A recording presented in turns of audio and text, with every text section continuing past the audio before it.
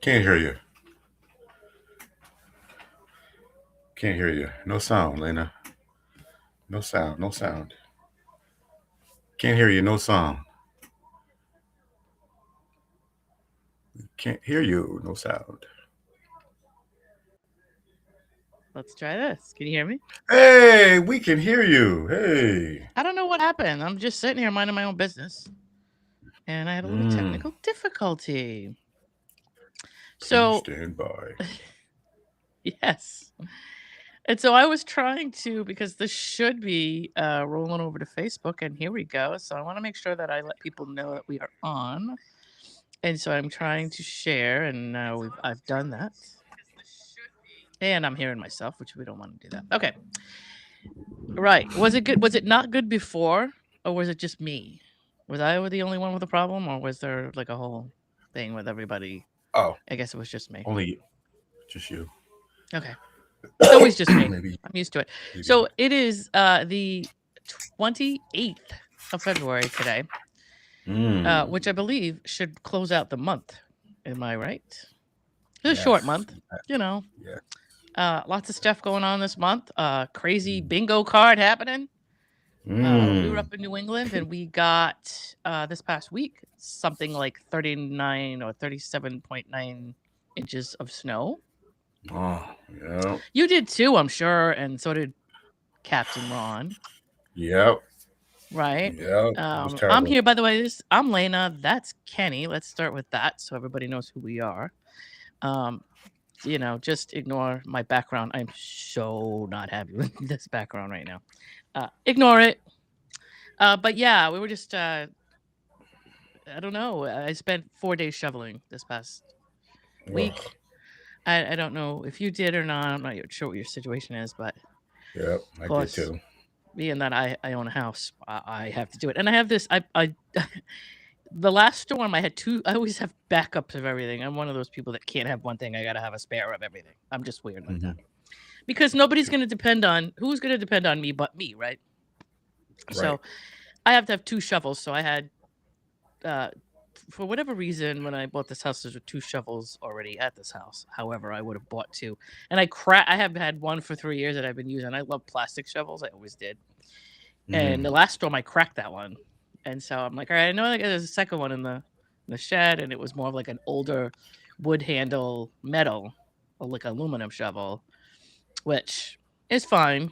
But I've been shoveling out my property for like 4 days with this shovel, Jeez. and it's old school, but you get it done. And I don't have. I typically work from home. I don't have anywhere to be, so it's not like I had like to rush out and go somewhere. I knew the storm was coming, and so of course I prepped and made sure I had everything in my house. But yeah, for the most part, this was an adventurous week. You know. True. And This is true. This is true. how about you, Kenny? What'd you do? Anything exciting? Uh, I shoveled. I Hmm. had 3 days off. 3 days off, which I went stir crazy. Went back to Yeah. school Thursday. Went back to work Thursday, and the kids were crazy. The kids were Looney Yeah. Tunes because they had so much days off. So your kids And actually went in for a couple days this past week, right? 2 days. They went into two Okay. days. They went I for think two some of our days. kids I think our kids just ended up a lot of our kids ended up with just like the week off Yeah. entirely, I think, because it just took so long. I don't Yeah. know. I don't know how much snow you got, but you Oh, couldn't wait. have gotten any less than we did. You're not far We from here. nope. Right down the street. Right down the Yeah. street. We got slammed. So And they said, knock on wood, not on any wood, knock on wood, 15 inches more Tuesday. so I've been kind of watching like the radars, like what are they saying? They're saying I'm not hearing that now. I'm hearing that that's kind of changed, and they Okay. think it might be like 2 to 6. Oh, okay. All right. But I don't look at I don't know what sources you follow. Like there's a couple places I watch a couple YouTube guys um Mhm. that are pretty cool, some independent guys, and they were saying that it looks like it's not going to be like huge, but I mean who knows? I hope it's not 15. We cannot do that. We can't. Today's Nope. actually gonna be warm, so hopefully we get a lot of melting. I hope so too. I hope so Because too. we are not. If we get another 15 inches, like forget it. Yeah. It's Yep. I feel that scene in the beginning. Well, the whole movie. You ever see the movie The Thing? I feel like we're at an Antarctic base station. Like everything is just covered in snow. You can't Every see discovered stuff. anything. Yes, he's Yeah, you doing go that. outside and you like step outside and you're like up to your like waist in snow and you're like, okay. Yes. Yeah, Yes. The Thing is a great movie. It's one of my favorites. But Yeah. yeah, Me it's just too. kind of Me like too. we're just Yeah. at some Arctic base station in the middle of nowhere. Yeah. We gotta, bundle Yeah. up if we wanna, head to the shed outside. We gotta put it all. The face is gonna be covered, Take because it's one. like we getting 15 degree temperatures on top of all this snow anyway. If you're Right? not from New England, you don't want to hear us complain about it. And I'm sure that you've seen Yeah. enough about it on the news and all that stuff. Exactly. This Exactly. is our experience of what we're Exactly. dealing with. So yeah, Exactly. I haven't seen. People are gonna hate me, but I've never seen any of the Day After Tomorrow. I've seen none of those movies. 28 Pretty days. good. No, Day After Tomorrow. I haven't seen. And then there's I think I confused that with 28 Days Later and 28. Oh, that's a whole different setup, I think. But I've not seen the Day After Tomorrow at all. So I've been told I should watch it, and so I keep forgetting. Got to put it on the list. Anyway, All right. moving on. Yes. Yes. So Yes. yeah, so this is going on daily. This is the end of Fairy Tale Week.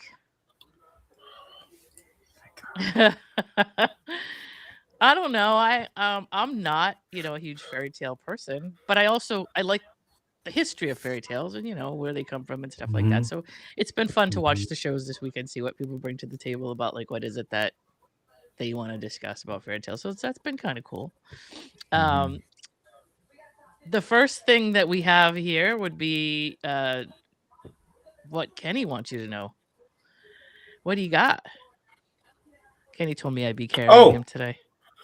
Yep, you are. You're gonna be carrying me today. So you probably know this, and I know you do. have you Maybe. have you had your cup of coffee? Have you had your cup of coffee yet? I'm drinking my coffee right now. All right. Okay. All right. So I'm working on it. You know the nominees for the the Rock and Roll Hall of Fame has come out. You probably know that. I do. I wish I could tell you I know what they were because I just wasn't paying attention. That's okay. I hate award shows. I hate I hate them. Yeah. So Yeah, I don't. yeah, I'll kind of. that- It'll be yeah. something that's in my universe. I'll see it kind of highlights here and there. I think I've gotten a couple of them that I remember hearing about. But anyway, you could proceed. Okay, all right. So the nominees are. Oh, before I do this, so I'm gonna tell you the nominees. I'm gonna run down a list real quick, and I want you to think of one song that is iconic that should put them in the Hall of Fame. Okay, that's probably easy enough. All right, I'll go down the list real quickly. Then we'll go again. The Black Crowes is being nominated. Okay, Jeff Buckley is being nominated. Mariah Carey being nominated. Phil Collins nominated. Melissa Etheridge nominated. The iconic Lauryn Hill nominated. Billie Eilish. That's the one I heard. Yep. Yep. In Excess is being nominated. Yep. Iron Maiden. I don't know Joy Division or New Order. I do not know them. Oh, okay. Our friends New Edition is being honored, nominated. Good. Pink. The boys. Sade. Pink. Yes, Pink is being nominated. Mm-hmm. Sade is being nominated, and I just want you to know that nobody told me she was Nigerian. Okay.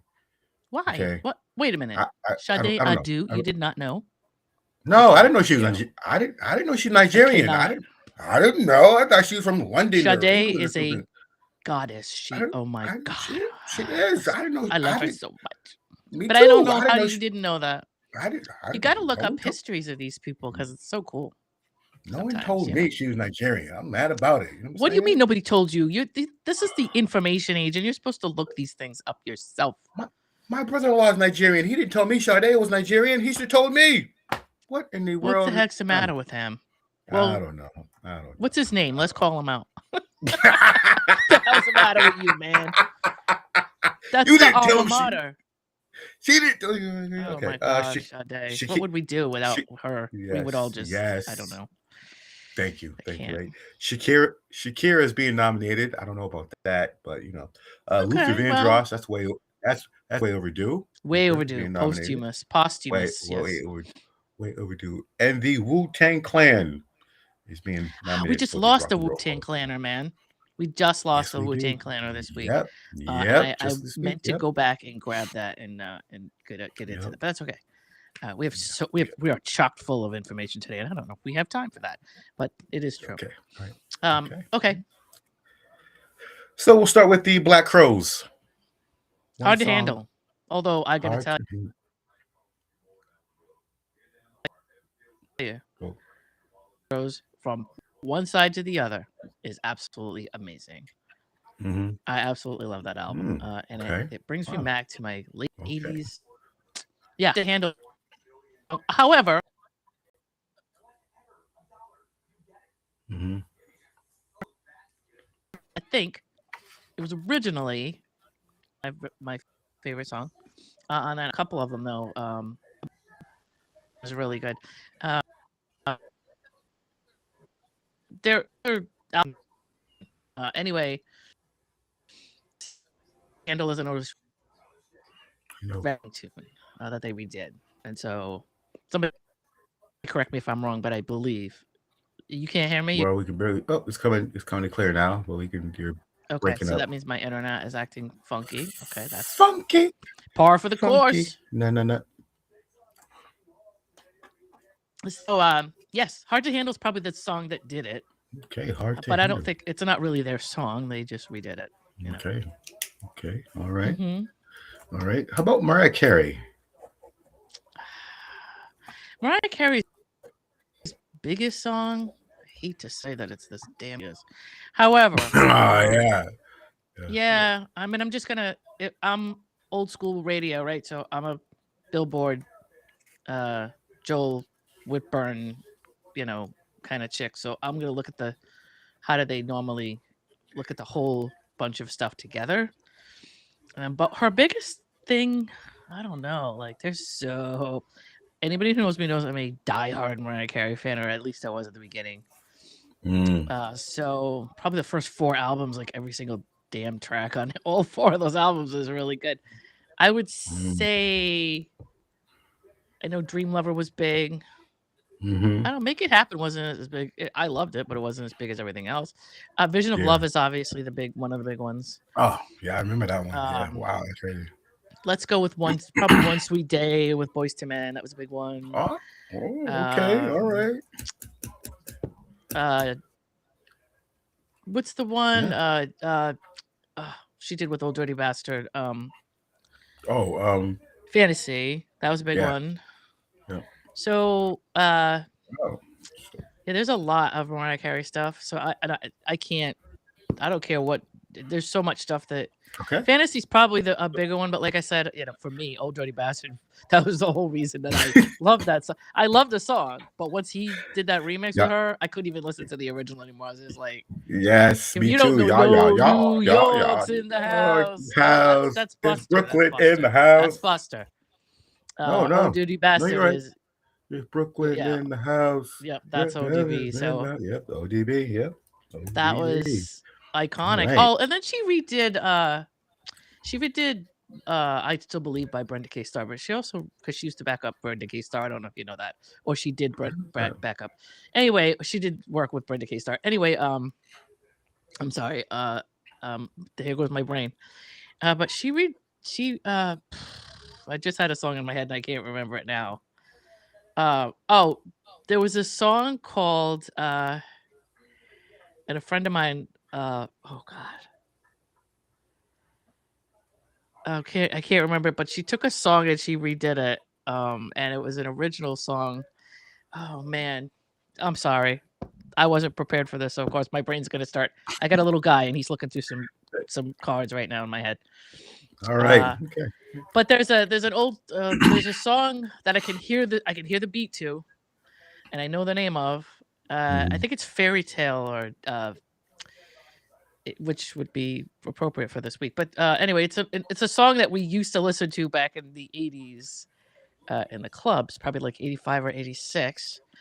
And she redid a song. She redid that song and like added stuff to it. And I'll think of it as we go along. But I don't want to Okay. keep us, so let's keep going. Okay. All right. All right. Phil Collins. Phil Collins. Well, Yeah. Right. everybody loves In Another the Air one. Tonight. Yeah. Everybody loves In the Air Tonight. Yeah. But you got all kinds of stuff. Two Hearts. You got what was that song he did for see, here we go. So I'm not going to be able to associate it in my head right away, and so it's going to slow everybody else down. Yeah, One More Night's another one. I love I Don't Care Anymore. I know nobody else really cares about that. Separate Lives is, I believe, from White Nights. Separate Lives, I'm not sure if it's true or not. And that was Marilyn, whatever her name was. I can't remember who he did that with. But there's Invisible Touch. There's all that stuff he did with Genesis, and after Peter Gabriel stepped out. So Phil Collins. I can't even be. Where do we even start? Yeah, Easy Lover exactly. With Philip Bailey. Exactly. A lot of stuff. So okay. So do you know what? Do you have a list of what songs they really were, or are you just asking? I'm just asking. Just asking because you know what? I think their catalogs, what should get them in the Hall of Fame. You know what I'm saying? Like Mariah's catalog is. I agree. Phil Collins' catalog is. Yeah, Mariah Carey. I don't know if anybody knows this, but she's the first person to come along and do more number ones in a row than the Beatles. That time, she was. So not only did she have an amazing catalog, but she also had a ton of number one hits, like starting in '88, I think, or '90, and then rolling all the way into something like '97. So, yeah, she had a huge catalog. So, yeah, I get what you're saying.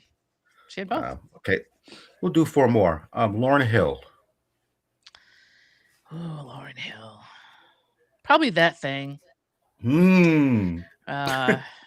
Definitely. I like X Factor and Zion and things like that, but I don't know that anybody else cares. But probably her stuff with the Fugees, I would imagine. Killing Me Softly is a big one, you know. There's a couple other things, but I think That Thing is probably the one everybody remembers, even if they don't know what the name of it is. If they hear it, they'll know it. My mom loved that. My mom loved that song. Yeah, that's her solo stuff. My mom, Miseducation of Lauryn Hill, great album. Yes. Oh my god. Fantastic album. Another one that's came out of the gate. I got to tell you, while we were living it, we just had no idea. But some of the stuff that happened in the 80s and 90s, like I can't. It's never gonna happen again.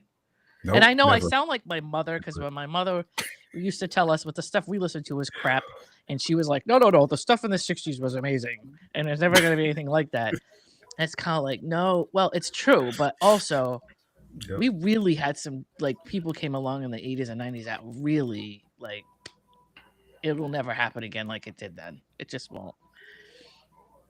Could be my old person talking. Go ahead. I give you 2 more. Pink. Oof. I'm gonna say There You Go because I loved There You Go, and that was she came out of the box with that. And that was great. But Get the Party Started is a big one. Yeah. You in Your Hand is a big one. What was the one? She did one about addiction that I can't think of right now. I don't know if she's she's been around since 1998, so I don't know time-wise. I don't know. She did have a lot. She did do a lot, but I don't know that she's a veteran yet. Yeah, give her another 10 years. Yeah, give her another 10 years. She's definitely gonna be one. There's no clue. There's no. Yeah. She's already on her way to that. So time frame wise, I wouldn't say. Yes. Okay, Sade. Well, Smooth Operator. And Sweetest Taboo. Those are my two favorites from Yes. like back in the day. Soldier of Love is amazing. That's an amazing tune. And oh god, there's a couple of there's one that I'm thinking of in my head right now that I just don't know the title of it. By Your Side, I think, is the tune that I love from her. So there's 4 really solid ones, but she's got so many. Yeah, she gets. Those are the big ones everybody I think knows. Yeah. Definitely Smooth Operator. That's the one everybody's gonna remember. Or if you played it, they'd know it. So. Okay. All right. I'll give you one more. Yeah, Billy Idol. this is for Ron. So Billy Idol, let's start with. I mean, everybody knows Moni Moni, so that's probably gonna be the one everybody knows. I would think. However, Dancing with Myself is a good one. Rock the Cradle. I was just listening to him yesterday. White Wedding. Yeah. Are you gonna just? Why don't we just have Ron tell us? What? Yeah, right. Ron can just give us the list. Why? I like that stuff he did in the late 80s. I love Rock the Cradle of Love. I love there's a couple of other ones like that, but I also I'd say yes to LA Woman. However, that's not his tune, but that's all right. It's all right. That's a Doors tune for me, always will be. However, Flesh for Fantasy and Eyes Without a Face, oh my god, those are my favorites. Like from the 80s, those are the 2 I love. Like Flesh for Fantasy is my absolute top #1. That's it for me.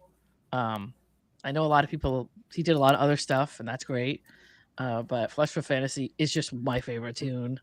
And most people know me know that it is. And I got, my friends are like, oh God, I can't stand it. If I like a song, they just can't, they're just sick of me. And I know for sure that that's one that people got real sick of me listening to and talking about was Flesh for Fantasy. It just sounds amazing. So yeah. And if you're ever watching, if you ever get a chance to see The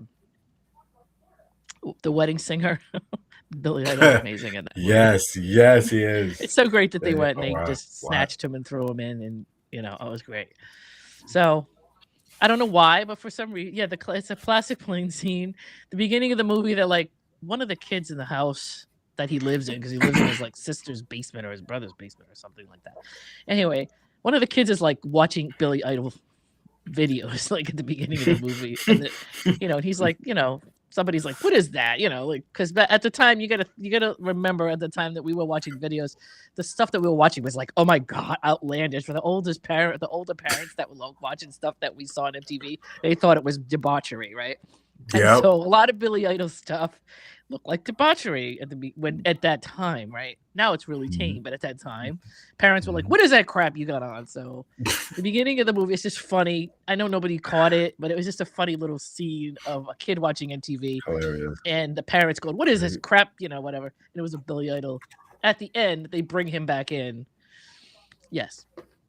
Take off my Van Halen shirt, you'll jinx them and they'll break up. That's also a great line. There's like 150 good lines in that movie. That's one of them. Yes. But it's it was great that they brought him in and had him do that. Whatever that I don't know what kind of airplane that was, but it had a spiral staircase in it. It must have been nice.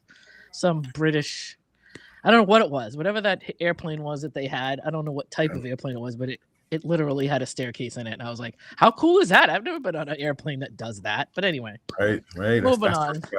That's first class right there. It's like beyond first class. It definitely wasn't JetBlue, and it wasn't Frontier. Right. And so it wasn't Spirit. Nope. I don't know. But anyway. Yeah. Yeah. So that's it. So who do you think should win? Or who do you think? So we have Mariah Carey, right? Phil Collins, Billy Idol, yeah, and Luther. Definitely Luther. Luther. His catalog is so amazing.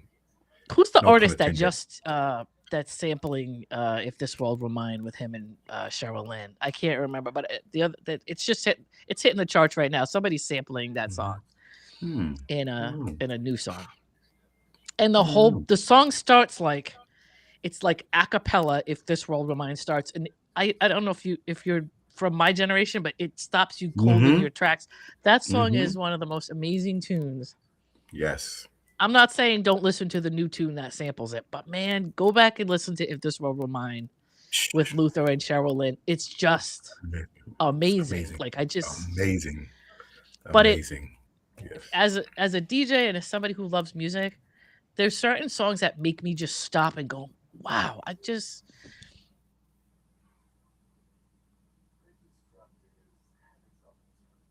Okay, maybe you do. She's like frozen. it. And Luther, to listen to Luther behind him, there's nothing like that. His voice was Remember you remember with him yes, on Arsenio? there's all this different. Which thing you're talking about? What he did a cappella? Yes, maybe. I don't think I do. When Arsenio just handed a mic, he said, "Sing us out a Yeah. cappella."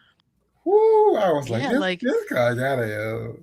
I know. I don't know if it matters or not. I personally think it's a strength if somebody with a mic and there's just nothing else going on and you could just riff off something with no nothing and have it sound good.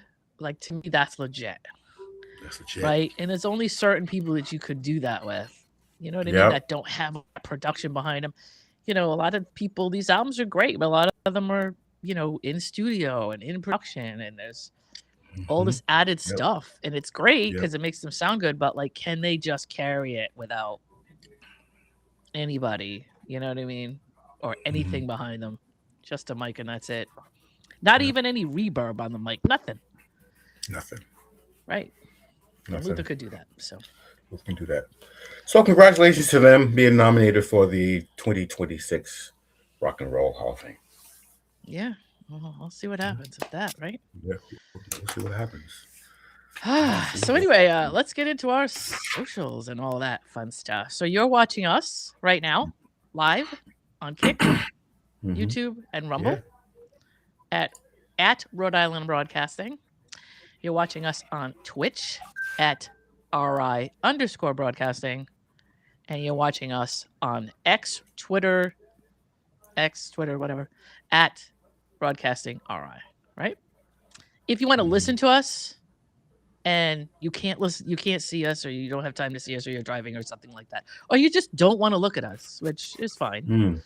You can listen to us on Spotify, Red Circle, TuneIn, iHeartRadio, and Amazon Music at RI Broadcasting. Then there's our social medias, our socials, as they say. MeWe, TikTok, LinkedIn, Blue Sky, Parlor, Space. Hey! Gab. Did I get them all? At RI Broadcasting.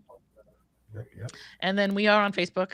Follow us on Facebook. Like, go right now if you're on Facebook and follow us at Going On Daily Morning Show. So that's what you search for. When you find that group, like us there and share us so we can get our numbers up, right? Support. Yep. And then at RI Broadcasting, Rhode Island Broadcasting.net is our website. And that's where you can find everything we just talked about. And then I mentioned Patreon, right? I just want to make sure I brought that up. Because that's where all our stuff is, our merch and all that kind of stuff. And you can throw money at us on any of those platforms. And if you can't get money to us, let me know, and I'll just send you my Venmo or my Cash App. You can just send it straight to me, and I'll get it to them. Right?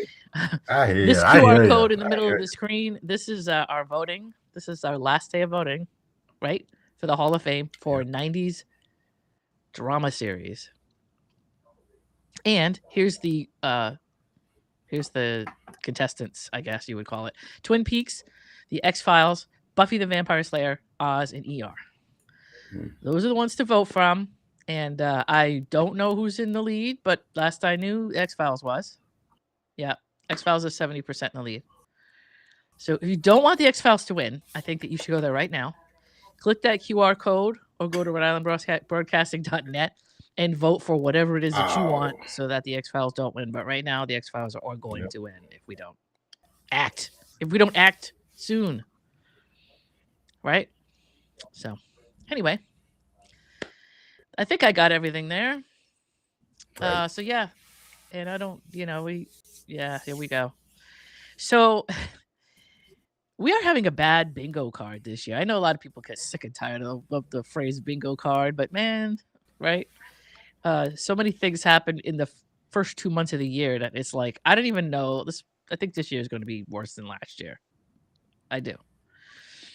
So yeah. So yesterday, we lost Neil Sedaka. Now I don't. I would imagine a lot of the older watchers and listeners know who Neil Sedaka is. Um, he's a historic writer, singer. He was a pianist. He was, he this dude did a lot of stuff, but he did a lot of what he did in the 50s, 40s, 50s, early 60s. So he had kind of a lot of success pre like the British invasion. So I'm not sure how many people have heard of him. I hope 50? everybody's at least heard of him and one of his songs, right?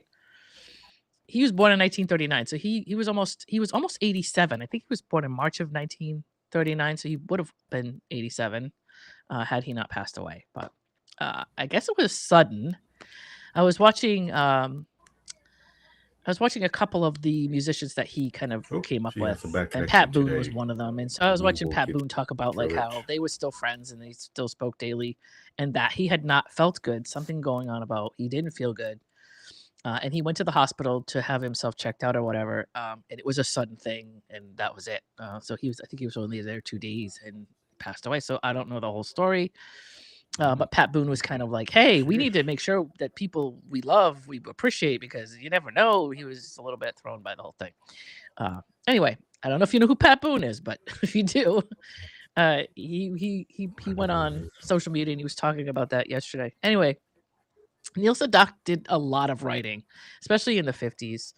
The one thing I did not know about him was that he was like he was a Juilliard kid, and he was young. He went into Juilliard at like 9 years old, which I did not know. He was in Juilliard till he was 17, and then he went into Juilliard College, their college, whatever you call it, their college campus. He was there for another 2 years. That after he graduated high school. So that's a big deal if you're Juilliard. That's professional. That's pretty good, right? So he had a bunch of hits. One of them was "Oh Carol." These are like going to be 50s.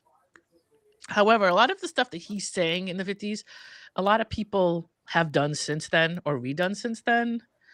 So you may have heard of the song. Like they're almost like standards at this point. You know what I mean? Where he wrote them and he sang them, but then also a lot of people, he has a music catalog that a lot of people have borrowed from. So "Oh Carol's" one of his tunes. "Breaking Up Is Hard to Do" is what maybe one of the ones that people would know more. I think "Breaking Up Is Hard to Do" was redone in the 70s. I can't remember if it was Carole King that did it or whatever, but he originally wrote that and sang that in the 50s. "Bad Blood" he did in the 70s.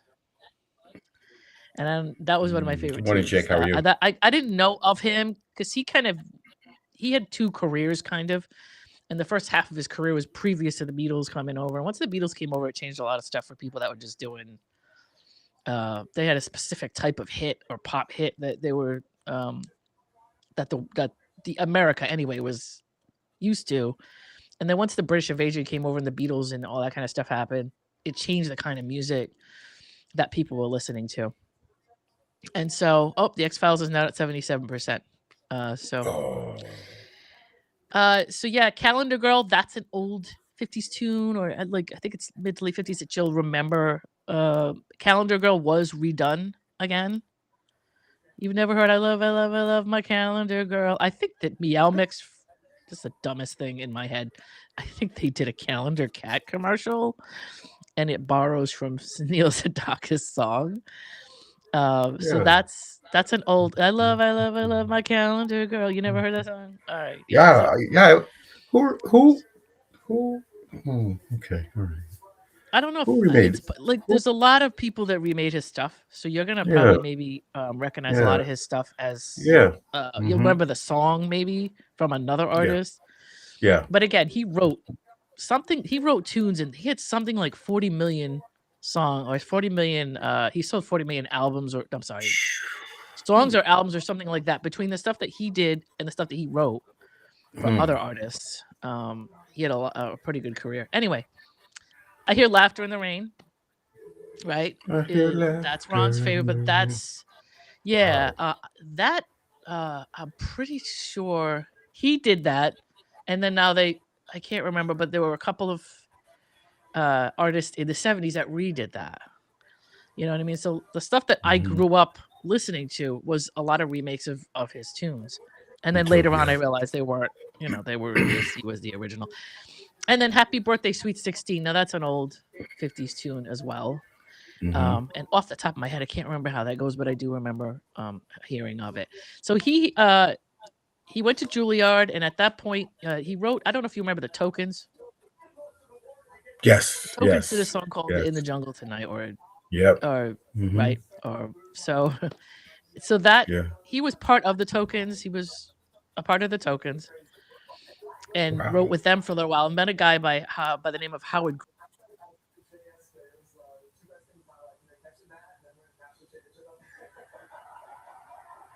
Oh, in and out.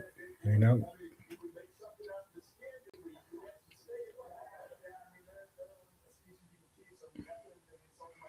Okay, maybe she's done. Greenfield, and There you the go. Quentin Neal redid. What was that? That's okay. No, he's breaking it. He's breaking up a little bit. Oh, okay. Yeah. uh, Sorry, I forgot to Francis because he did up, but you Clark. Yeah, okay. So Beach Boys remade Calendar Girl, but yeah, there's so many that are kind of in a standard book that artists will redo. So if you've heard any of his tunes, it may not have been from him, but he's the guy who set all that up. But yeah, he 1957, and what happened was the Beatles came out, and artists before the Beatles that were famous kind of got knocked off the block because the music came out was different. And he had said at one time that the music he was writing and the way that he was arranging music, he wasn't allowed to change a lot of that with the record company he was with. So he wanted to advance and change and make it more like Beatles, but for some reason under his contract, they wouldn't let him do it. Mm. And so he only could do so much. He could only kind of stay in his arrangements for the stuff that he had already done. So he tried to change it here and there to make it different, but he couldn't go way off of whatever it was that he was normally doing. And so he kind of couldn't keep up with the Jones, but it wasn't because of him. It was because his contract forbade him to change things. I didn't know that. That was interesting. And then in the 70s, he came back around. So when I was born in the late 60s, I didn't know anything about Neil Sedaka, but in the 70s, he kind of came back and did a second round of, he came back, it had a second. I know, I'm sorry. I don't know what's going on with my internet today. It normally isn't like this, so I don't know. But I can only do so much. But yeah, sorry about that. My internet is actually really good, just not today. Anyway, so yeah, It's the sun. yeah. So he came back around in the 70s and had like a second career, and that was what I learned about him. Was in the 70s when I started hearing stuff like "Break It Up Is Hard to Do" and "Bad Blood" and things like that. That would be how I learned about him, and then I realized, oh, he's been around for years. Anyway, so that's it. Goodbye, Neil Sedaka. We lost another one. I don't know how many is that this year so far.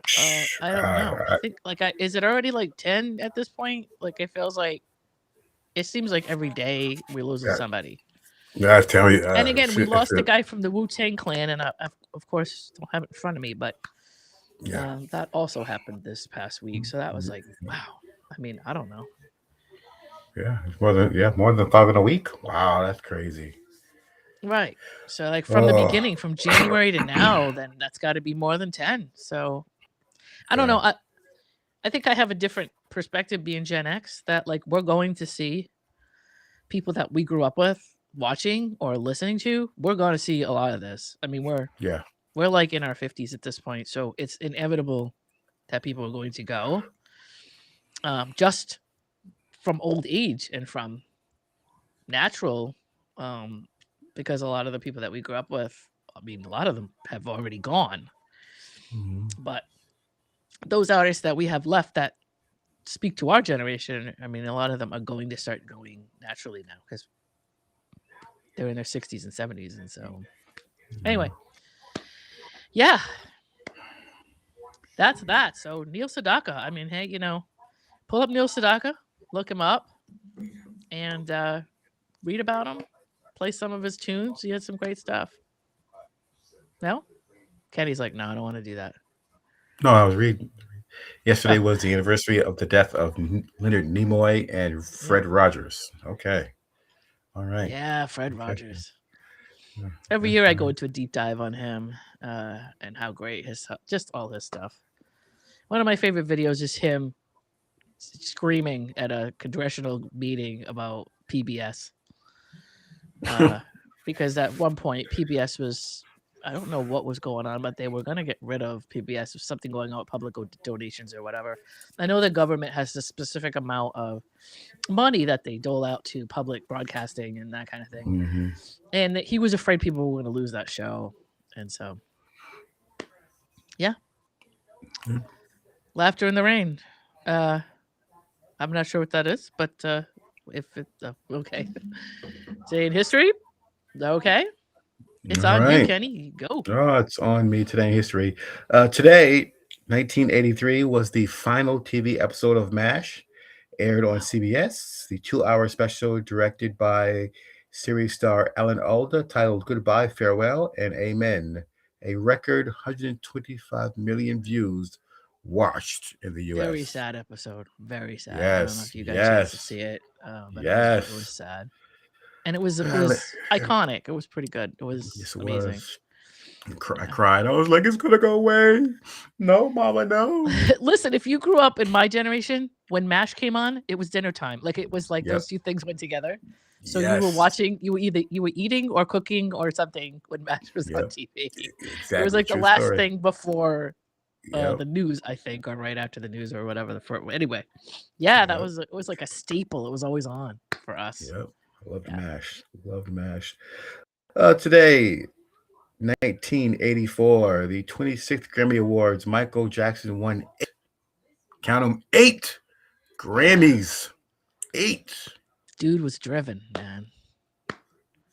He was driven. He came off of the Jackson 5, and he went through that little era where he was just like, what am I going to do with my life? Yep. And he decided, you know what?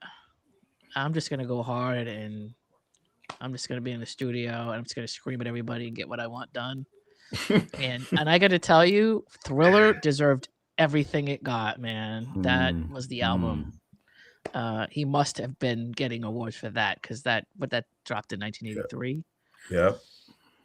And he did solo projects and stuff too outside of Thriller, and so, but man, Thriller, between it being a good album and being, I don't know how many hits that came off that album. 8. Yep. 9, 7, something like that. Yeah, he dominated. And look at where he is now. Like, if you look at just the Thriller album now and the history it had, like, it changed everything. So hats off to him, man. See, Ron acting up now. Well, see, the biggest hit of it wasn't, I don't know if it was the biggest hit ever, but I got to tell you, he came in with Paul McCartney on purpose. He planned that. Like, I want the white audience. Yeah, and he came in with, I can't remember if is it The Girl Is Mine, or had to be The Girl Is Mine. Yeah, mine was Say Say Say. I love Say Say Say. I know a lot of people didn't care about it, but I loved it. It was great. But yeah, he came in with that tune for that reason. Like, I want everybody to be paying attention when this album drops. I want people to be looking for the next one. Yeah. So it's fair. That's fair, because with Paul McCartney, that's fair. And let me buy your catalog. And let me buy your catalog. Yeah, that was. I didn't see Paul McCartney was not expecting that. No, he was like, really, Michael? That's all we've been through. That we boys. And it's funny because Paul McCartney sat him down and said, you really need to own your masters, because if you don't own your masters, blah, blah, blah, blah, blah, there's what can happen to you. And then Michael went, how about if I own everybody's masters? That sounds good. Right? Let me see if you have, at least if you own yours. Oh, you don't? Yeah. I think I'll buy them. You don't? I think I'll buy them. And I remember the first, this is me in my memory. I remember the Beatles Revolution. I remember Nike using that tune in a commercial. And I remember we were like, what? Because the Beatles didn't sell any of their stuff to advertising like that. Oh, yeah, Paul made a boat. Well, he might have, but I don't know. Because all I know is Paul did not like it, and he did not know it. It was something that went on where he wasn't seeing it coming. Nope. And he couldn't have been part of that sale in the first place to know, because he was not happy with that. They stopped speaking over that. Yeah. However, yeah, that was the first time you ever saw a Beatles commercial with Beatles music in it. And I happen to love Can't Buy Me Love. That's an old 80s movie that I love. I love that to death. And I think it was Michael that let them use that tune.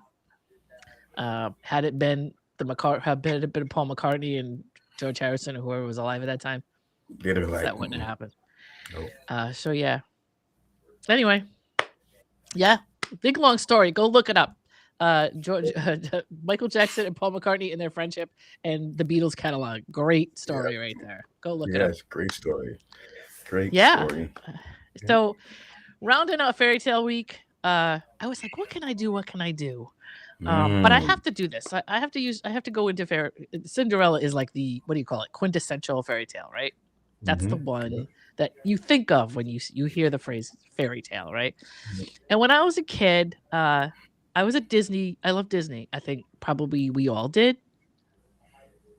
And I have several podcasts with my commentary on what Disney was to different people. And to me, it was entertainment. It was just entertainment for me.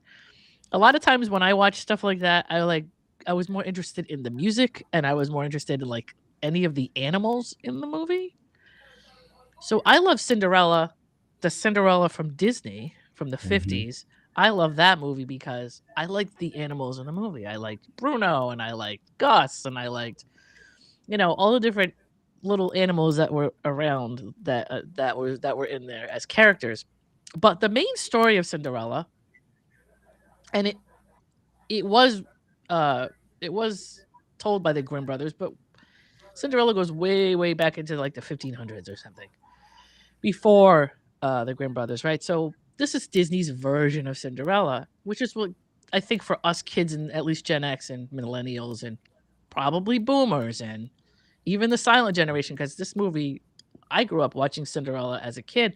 I didn't realize it was from the 1950s. I mean, if you listen to it now, it makes sense. But as a kid, I didn't really know anything about that. The concept of Cinderella, right, is that, when you look at the story, it's not very feminist. It's kind of traditionalist. It's, And again, I watch a movie because I think it's entertaining, and then I move on with my life. As a DJ and as somebody who's DJ'd 100 and something weddings, I can tell you that a lot of these brides coming up, they live that. That was something that they watched and went, I want that. It's not, and I don't think that's what it was supposed to be doing. I think they were supposed to just watch it and then go, okay, back to reality. Anyway, it's very, magical, and there's a lot of fantasy in it. It's great, especially if you're a kid, right? You're supposed to follow it. There's the fairy godmother. There's a whole lesson to it. But there's all this underlying stuff in there that I think that they watered down and made palatable for Disney, right?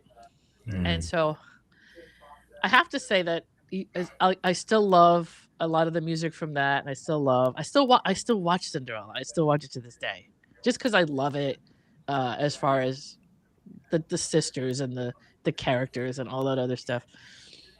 But I have to say that my favorite, if you're gonna watch Cinderella, in my opinion, you have to watch Ever After, because that is probably one of the best versions of Cinderella, and there's a lot of them out there.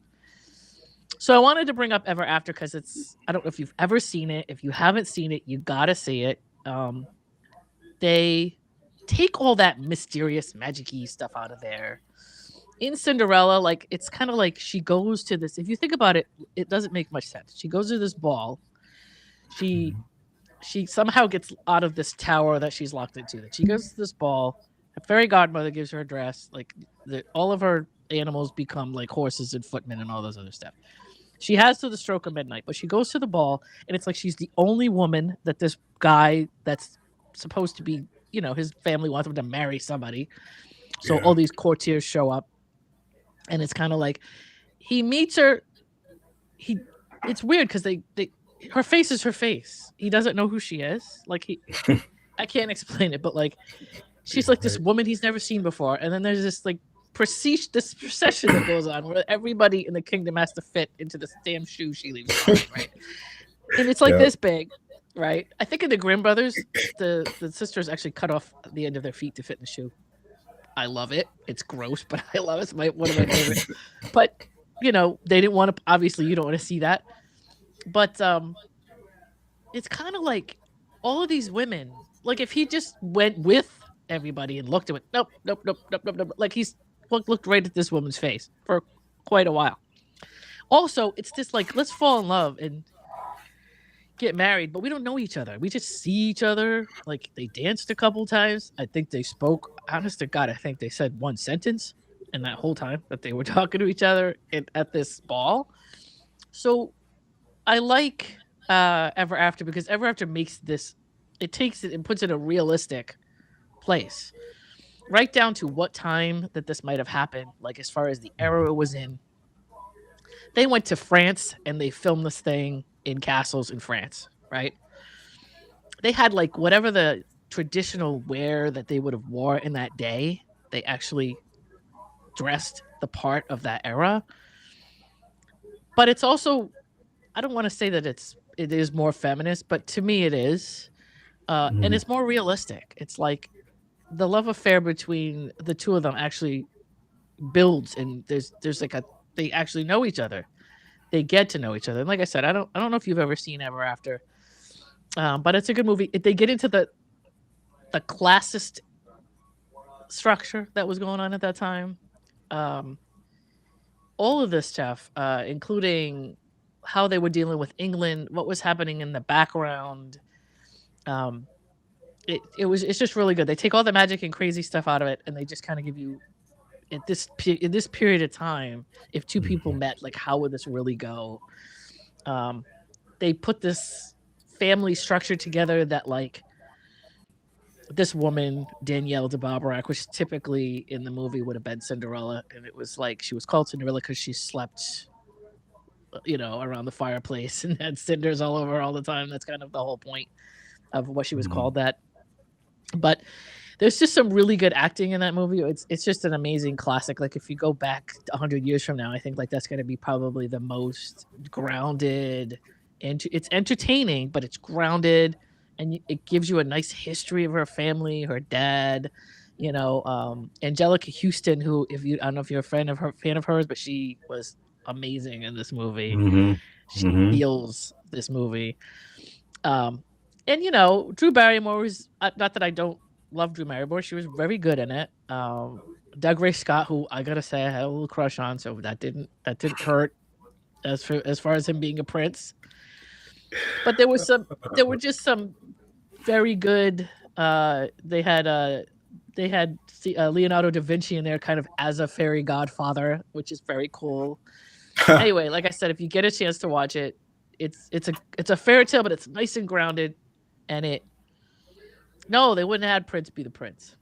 I don't think that would have worked in 17th century France.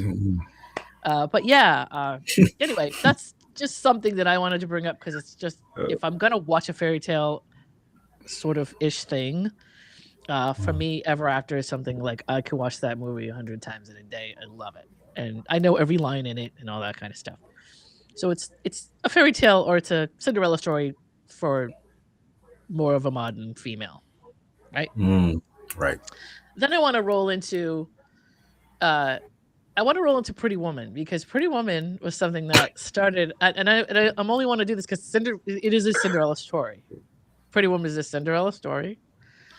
It didn't start that way, but that's another. It's not obviously as grounded and as realistic as Ever After is, but it's kind of cool that they started off. Well, not really. Mm, She mm, was mm, not. However, mm, um, mm, mm, they made it more of a Cinderella story than it started out as, and so they kind of changed it. Well, Touchstone Pictures is Disney, right? So this guy writes this script called 3000, and it's really only it's about a prostitute that hooks up with this businessman, and it's kind of cruel and horrible, and it ends up with like him tossing her out of a car and leaving her, throwing money at her. Like this is what Pretty Woman would have been. This is how the story started. Whoever wrote it, that's what it came from. mm. So if you get a chance to look back at the story 3000, go look it up. But that's where Pretty Woman came from. And it was supposed to be more dark, and it was supposed to be more like leaving Los Angeles, or even what's that movie, Leaving Las Vegas. It was kind of more like that in the beginning, where it was just dark and tragic and all that kind of stuff, right? And so it got rewritten a bunch of times, and I think um, I know that Disney picked it up. But it started off with like Julia Roberts wasn't even the first choice because the person that they wanted to play Vivian was like gonna be a drug addict prostitute, and so they pitched it. I think it looks like they talked to Michelle Pfeiffer. They talked to Daryl Hannah. Daryl Hannah was like, "That's so misogynistic. I'm not even gonna talk to you about it." Meg Ryan and Molly Ringwald turned it down as well, and then Touchstone Pictures got a hold of it, and they kind of Gary Marshall got a hold of it and changed a lot of it, right? But I don't know if you know this, even after they changed it and they brought in Julia Roberts, and this is her breakout career. Like, I think this is where it wasn't her first movie, but it's her first movie where people really recognized her. Um, they actually, the movie was still pretty dark, I guess, and they had to revise it a bunch of times. In that, like Philip Stuckey, that Jason Alexander played Philip Stuckey, who was the lawyer Yep. who, Edward Lewis, who is Richard Gere played, was supposed to be pretty dark and disgusting and creepy, and he's like going to be like the evil stepmother of the movie. However, he was, I guess, a lot worse, and they cleaned him up a lot to pass this film. And apparently, he was as gross as he was in this movie. He was way worse before they cleaned it up. Oh, So okay. think about how bad he had to be in this movie. Hmm.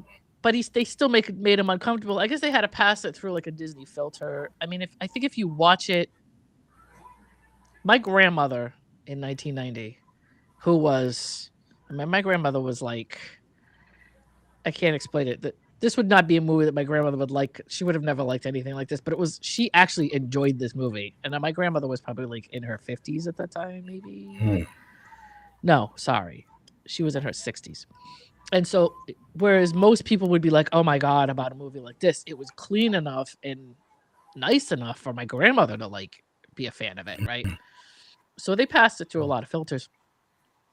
They, yeah, my mom loved it too, but my mom was a little bit younger, so my mom would have liked. I mean, my mom liked Scarface, so I don't know. Well, that's probably not going to help anything. But yeah, my grandmother liking it was like, wow, my grandmother liked this movie. Like, I actually thought about not going to see it because my grandmother liked it. I'm like, it must be extremely lame if my grandmother liked it, right? But it's a good movie, it's good. Anyway, Richard Gere, which I didn't really think about at the time. At that time, this movie revived his career. Richard Gere was like, nobody liked him at this time. I don't know if anybody remembers that, but his career was kind of like dwindling off at this point. And he took this movie. I think he wasn't sure about what was going on. Like, cause you got to figure out when this movie was being created. I'm sure nobody thought it was going to do anything, right? Nobody thinks these movies are going to be as big as they are. So he was like, do I want to do this or not? He was considering like retiring from the business, which is pretty funny. And then the other thing I wanted to bring up was that opera that they went to.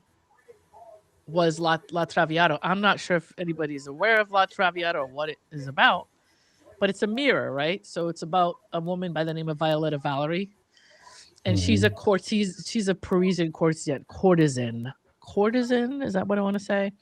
Mm-hmm. Typically, she's like a Cinderella character in the sense that she's like doesn't have any money, and she's kind of, I don't know, that she's kind of a, she sort of has a profession as like what you whatever you would call a prostitute in that era, and that she falls in love with somebody that's above her class. That whole opera that they're sitting there watching is like supposed to be a mirror of their relationship. And so it doesn't, I don't think it matters for the characters in the movie, but like for us it's supposed to be something where we kind of connect the two. So that was kind of a cool thing. There's just a bunch of stuff about the movie that nobody knew. Um, but you know, it I actually have rodeo in here, and I'm trying to remember what it is that I put that in there for. The jewelry box, where they were both standing there, and she comes out with the red dress, and he does this thing where he opens the oh, that's what it was, Rodeo Drive. When he opens up the jewelry box, and she goes to put her hand in, and he closes it. I think Richard Gere did that because he thought it was so mundane and so typical of this type of movie that he wanted to do something to like break the monotony of that particular scene. And I guess Gary Marshall wanted it to be a regular scene where she just looks at the jewelry and he puts it on her and everything's love, love, love. But there was a cut reel where he did this thing where he clapped it closed on her and she laughed. And Gary Marshall actually put that in the movie because he thought it was better. So that's kind of cool. That scene wasn't supposed to be in there. I guess it was like something Richard Gere did to kind of break the monotony of whatever that scene.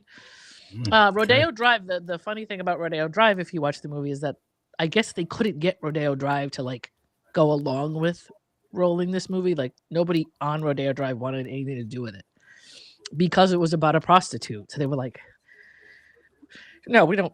That's classless, and we won't have anything to do with it."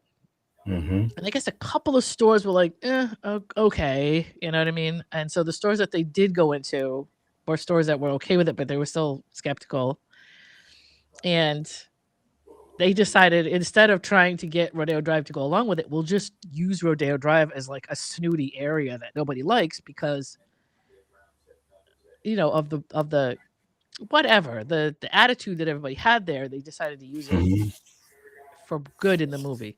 So Yeah. everybody on Rodeo Drive that's looking at her the way she is, when she's dressed the way she is the first time, that's not acting.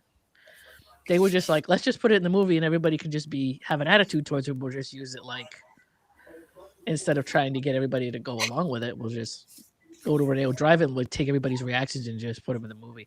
And then after Mm-hmm. the movie came out, I guess it became a tourist area and they were all about it after it came out because of the Yeah. movie, but they didn't want to be bothered with it when it was filming. So that's Exactly. just some interesting stuff. Also, Philip Stuckey in the movie, Jason Alexander's wife in the movie was John Ritter's wife. I don't know if you know that.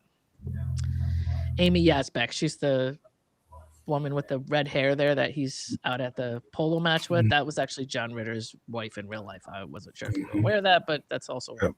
weird fun fact about it. Mm. Anyway, that's it. Right. We're wrapping up Fairy Tale Week with that. Hey, Like I yep. said, my We're wrapping up. recommendation. Oh. Yes.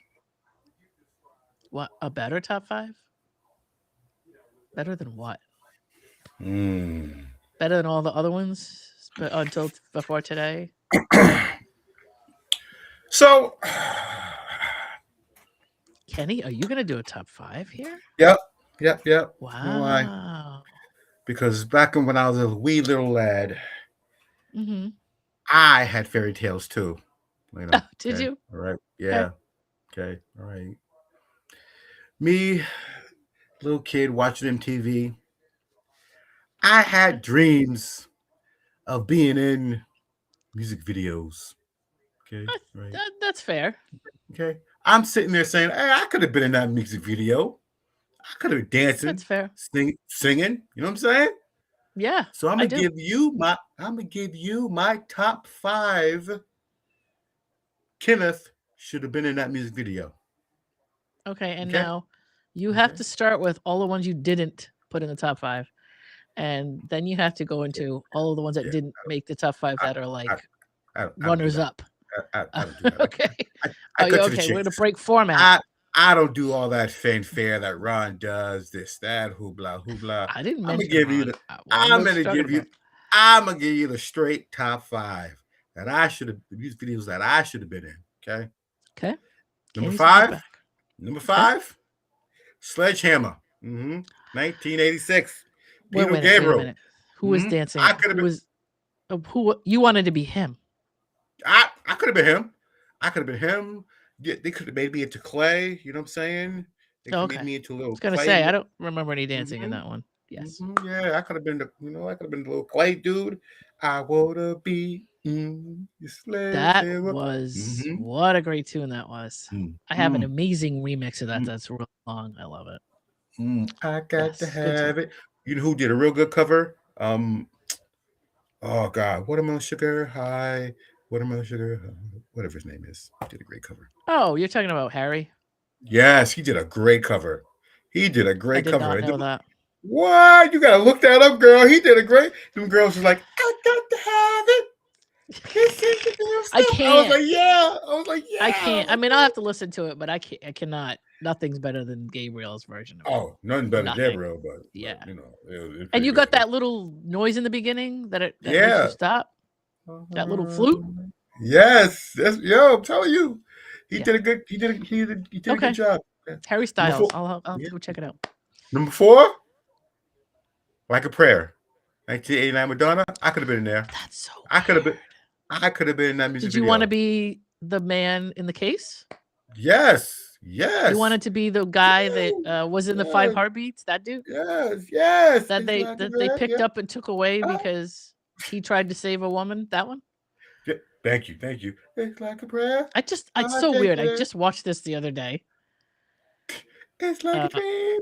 I watch these guys on YouTube that watch videos from the 80s and they go, wow, I didn't look at this. What? Like, it's just like, I feel like so old. And this guy pulled apart this video. And the only reason, and I don't mean to interrupt, but I just wanted to say this really quick. Right. The deal, the con job that Madonna did on Pepsi for that is hilarious. The con job that she did for on Pepsi for that video. Yes. It will live in infamy as one of the funniest things. She just cleared a cool $5 million and walked away. I've just never seen anything like it. When we were kids, we didn't really. We want you, Pepsi. I want you, Pepsi. I'm Madonna, and I'm the biggest star ever, and I want you to sponsor this video. And they come in and they're like, okay, we don't even. It's sight unseen, though. You can't watch this video because I'm an artist and I don't like people to see my work. And they're like, sure, where do we sign? Where do we sign? Yeah. And they give her $5 million, and the video runs, and they're like, oh, they were horrified by that video. They've never seen it before. And that was what she did, but I gotta tell you, they were so upset. But they gave her the $5 million and they couldn't take it back. And that was a great. Exactly.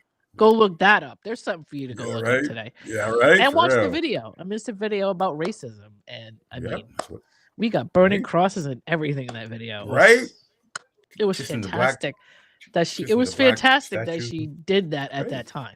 If you understand how horrified everybody was by that, she made quite a splash with that. But anyway. Yes. Number 3. I had to stop for a second. Go ahead. Okay. Number 3. I should have been in Bohemian Rhapsody. Okay, right, Queen. Yep. I should have been in the car. Yep. Oh, there was no car, honey. No. That's talking about Wayne's World. I think about Wayne's World, but yeah. I just called you honey. It's not a car, honey. Art, storytelling.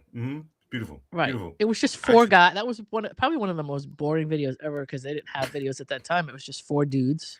4 dudes singing opera and just different angles. In that original video, there was really nothing to see. But yes, it would have been cool to be in with Wayne and Garth headbanging. Thank you. Right. Thank you. Yeah, you're right. AMC Pacer. Is it the Pacer? What was that? Yep. A Pacer or a? Yeah. That was a Pacer. That was a Pacer. Yep. Like Eddie said, I could have been the 5th Queen. Oh, he said that? I thought he said 5th Beatle. You Yeah, said like that we was said, sweet. yeah, You said yeah. He that too. said I could have been the fifth queen. I could have been the fifth queen. There you go. Yep, you could Number have been. two, I could have been. Number two, take on me, huh? I could There's have been another that video I video. just watched. I could have been that video. They could have drew I wanted to be in that video. they could have drew me in I pencil. so badly wanted to go. I would. He could have taken me. Oh my god, I had such a crush on Morton Harkett. He could have taken me anywhere. He could have taken me into a cartoon world. He could have taken me anywhere. And I did meet him, and he was a very sweetheart. He was a sweetheart. But oh my Oh, god, I had such a thing for him. So yeah, that video. oh, Even now, it still does it to me. Even now, watching that it's a video, great I'm like, video. Great I video. could be I the should have girl in been the there. diner. I could be the girl in the diner. Hey, I hear you. All I right, hear you. we'll I both be hear in you. that video. You All and right, me. let's do it. Let's do All it. right. Let's do it. And number one of all time, I could have been a Thriller. Okay, I could have been a You Thriller. definitely could have been a Thriller. I could have been. You know what? You could have. Maybe you weren't Thriller. I mean, there's so many people in there. Who the heck knows? You could have been. You maybe you were Right? there. Did you check? Right? I didn't check. I gotta check. You should check because you might have been in that one. I could have been the bear. It's close to me. The wolf. Don't mean the wolf thing. Not like other it's close. guys. Yeah. Ola Ray. Oh my god! I could have been Ola Yes. Ray. I wanted to be Ola Ray. At that time, I wanted to be Ola Mm. Ray. I Mhm. did. With the heels and like that. When you look back at that outfit, how cool was that outfit? Like that leopard Right? print, Right? like Leopard. jeans and like there were little cuffs on them, and like she had these 4 or 5 inch heels. Actually, to be honest with you, I probably broke my neck in those heels. I would have broke my neck. I swear those were 5 inches, man, or at least 4.5. Those heels were no joke. Oh God. But she was so cute with that little outfit. We all wanted to be her. Kenny is also not like the others. True. You know what that reminded me of? That thing that Sesame Street used to do. One of these things is not like the others. One of these things just doesn't belong. Oh gosh. Yeah. Oh. Kenny, you probably were in that. I'm gonna say I think we should just call it and say you were there. Thank you. Right? You could point at any of those zombies and be like, "Yeah, that was me right there." Come on, I have to come on. Why do you have to come on? The others is an inside joke between me and Kenny when we did a bit on the NBA show, and it was we picked teams, and I had all the Caucasian players, and he had the others. So he calls them the brothers. Oh, okay. But when we say the others, we know what we're talking about. I gotcha. So, It's good to have as private soon as jokes with your friends. said Kenny is not like the others, he couldn't control himself. Couldn't control himself. It was hilarious. And it still is. It'll always be funny. And it's a thing that me and Kenny do now. It's now this like 2.5 weeks of others. This is funny. Oh gosh. Little race thing that we do and make light. It's gotta be light. So oh God, so funny. Chakra. He loves it. See? All right. I had to. I'm sorry. That's okay. We're pretty much wrapping it on everyone. Oh, yeah, right. I was gonna have him just wrap up the show since he was here. You know what I mean? Hi, I'm Ron, and I'm wrapping up the show. But he went away, so it's on us to now. Yeah, so I don't know if you have anything else. That's all I have. Ken's top 5 is great. It was great. Not like Ron's. It was great. Great. Okay, great. I did find a reel this week for something called Dismaland, which was really cool, but was only available in 2015, and it was like an artist that did a rendition of what Disney would look like if it was tragic and dark and sad.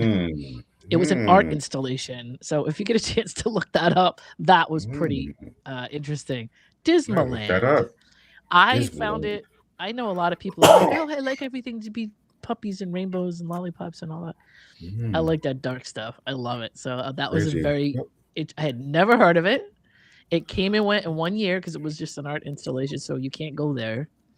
But there's a lot of pictures of it, and it was pretty cool. So if you get a chance to check Dismaland, Dismaland out, there's some videos of it and some pictures of it, and it's pretty cool.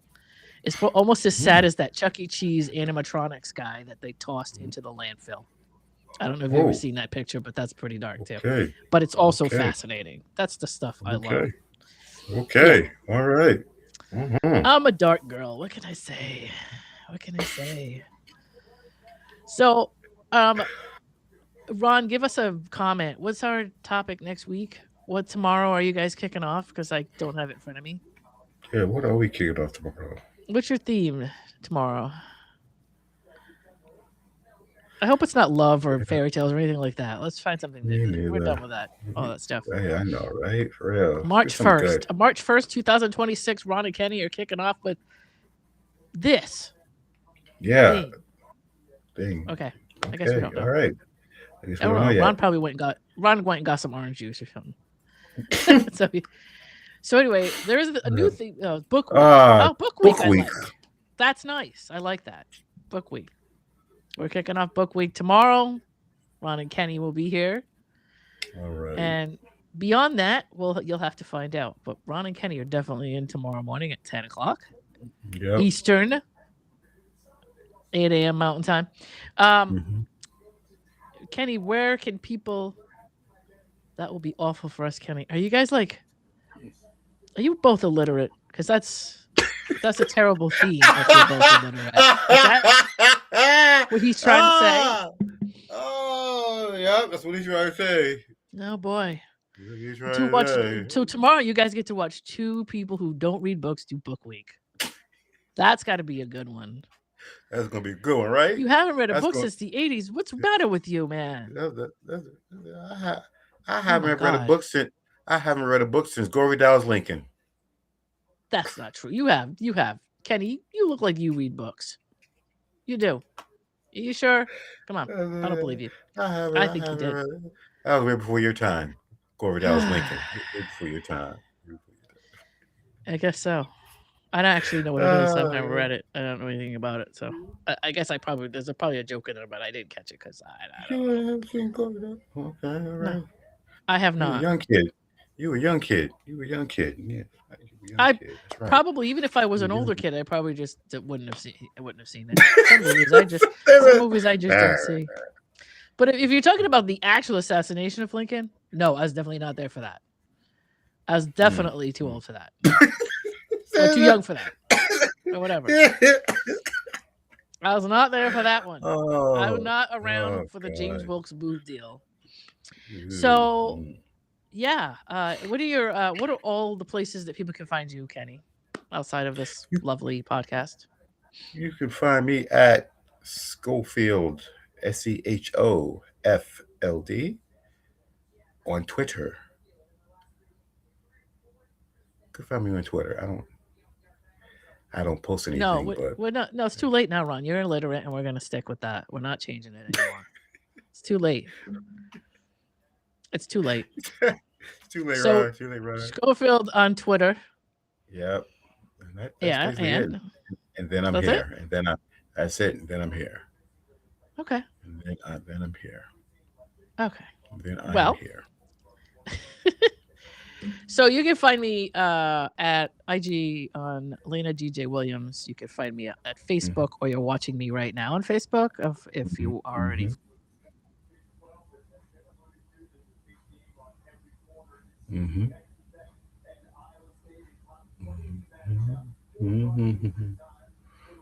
DJ Lena Williams. You see me live. Twitter. CHICARI at Tech. It is today. And then my TikTok, you'll see my TikTok come up on this. You'll see TikTok too? But I don't I do. Okay. I don't hardly ever use it though. Really, it's like, boy, I really need my TikTok more. I say that a lot and I don't do it, but I think and yeah, I do. I'm still working on my podcast. Still got one coming. Still waiting on some details and coordination to get that done. But we're still till we get it done. But when you'll be the first to, if you follow me on any of those things, you'll be the first to find out. And that's it. So we are wrapping it up. A little over. A little over, yeah. Thank you, everyone that came. Chakra. Yeah, thanks to all of my friends that came. That made comments. I think Kim. Yeah. I saw Kimmy, and I think I saw. I can't remember. I just remember Kimmy for now. But anyway, yeah. So you guys have a great week, or have a good day. Actually, don't have a great week. Come back tomorrow and start off your week here with Ron and Kenny, kicking off March 1st. Spring is right around the corner, and I hope so. I hope so. But make sure you come here every day because we got it going on daily. Have a great one.